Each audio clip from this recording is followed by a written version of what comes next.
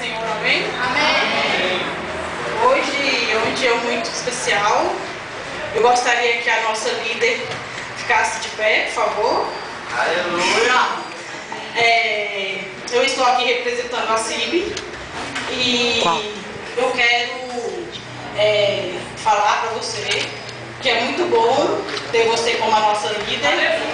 Glória a Deus! Deus continue abençoando você, que aqueles conselhos que você tem dado no dia dos ensaios, que a CIB possa pegar e colocar em prática, que não entre no ouvido e saia do outro, porque são conselhos de uma pessoa sábia, de uma esposa, de uma amiga sábia, e que esse ano, assim, Deus venha abençoar você 10 vezes mais do que o ano passado. Assim, eu vai cantar o hino para você.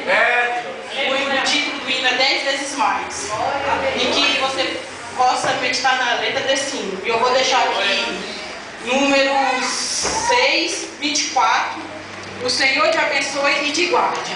O Senhor faça resplandecer o rosto sobre ti e tenha misericórdia de ti. O Senhor sobre ti levante o rosto e te dê a paz.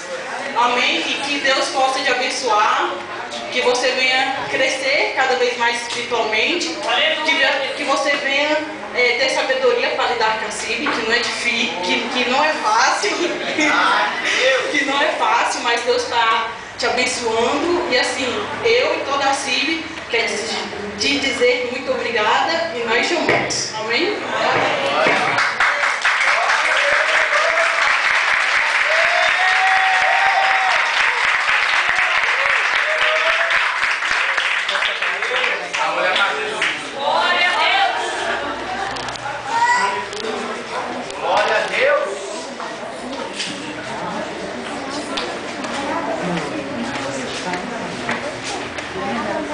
Aleluia, Deus.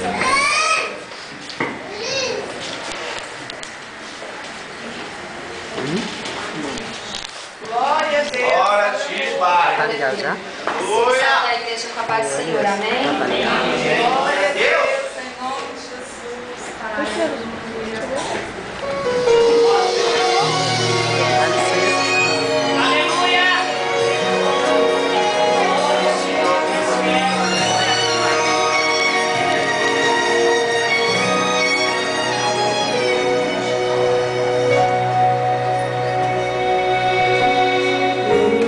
Em minha vida acreditei